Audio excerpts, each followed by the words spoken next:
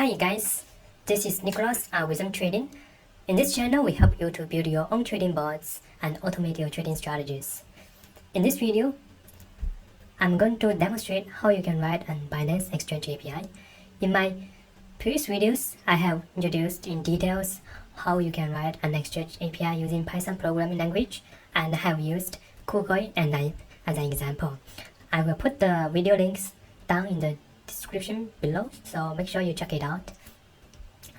And the reason I introduced Binance as an additional example is because Binance is top one crypto exchange in the world, and if you look at the 24-hour trading volume, Binance is 10 times the second place, which is FTX, and KuCoin, our example before, ranked at the 5th place, which is not bad. And you guys may ask, if Binance is so good, why not use Binance as your first example, right? The reason is because Binance has introduced KYC mandatory since last year. So in order to have full access to their API service, you have to do KYC on your account.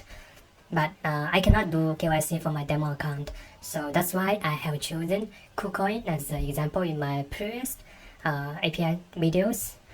But with that said, I think to write the Binance API is similar to KuCoin API. If you understand KuCoin API, then you can also use Binance API as well. Okay, so I have wrote the Binance API wrapper in a Python file, which is shown here. I have included the public APIs and private APIs as well. In this video, I will give a demo on the public APIs. For the private APIs, I cannot do a demo here because I cannot get the API keys. But if you can do KYC on Binance, right, and you want to use Binance, you just create the API keys and you try those you can try those private API endpoint as well. Do let me know in the comments if you have any questions or if there's any issues when using those private APIs on Binance. Okay, I think that's it about the introduction. Let's jump into the APIs. So here, right, this notebook summarizes the demo for the public API endpoints. So the first cell is basically importing the Binance API file I wrote here. And as I said, I don't have an API key, so I will just use empty strings. And you can load the Binance API using the API keys. I'm going to demonstrate a few public API endpoints that I often use.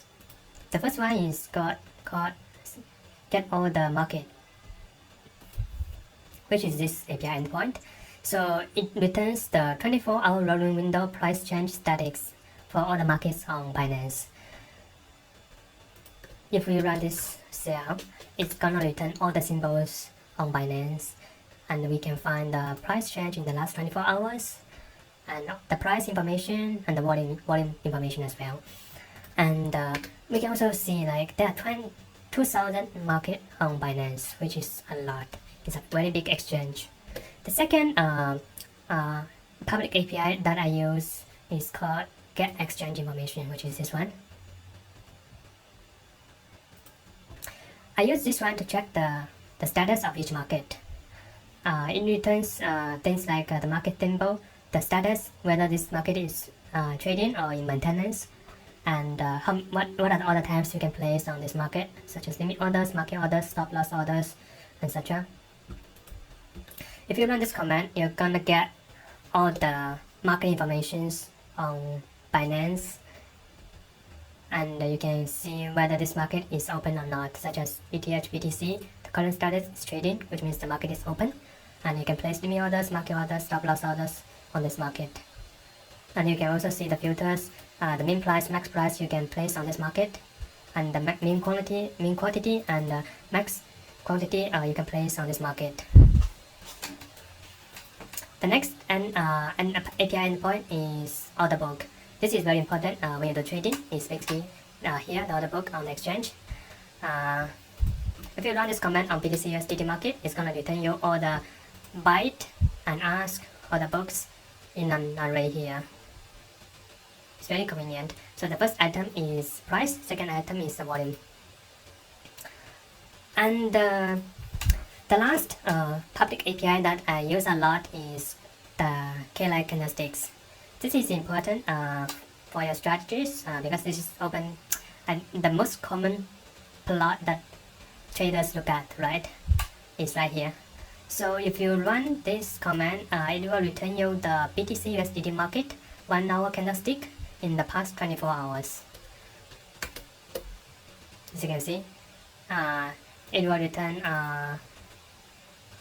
all the data in the past 24 hours on BTC USDT. And to get the meaning of those candlestick data, right, you can refer to the official documentation. For example, here the first data is open time, the second data is open price, and the third data is high price, low price, close price, and volume, and so on and so forth. Okay, so up until here, I have showed you all the common public APIs on Binance.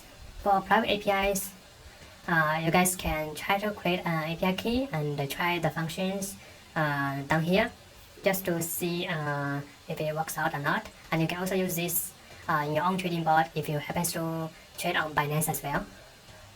All the source files and the notebooks will be uploaded to the GitHub. The link will be in the description below, so make sure you check it out. Yeah, that's the end of this video. It's about Binance Exchange API. If you like this video, please hit the like button and subscribe to our channel. This will encourage me to produce a lot more videos on trading boards, automated trading strategies in the future. Thanks a lot.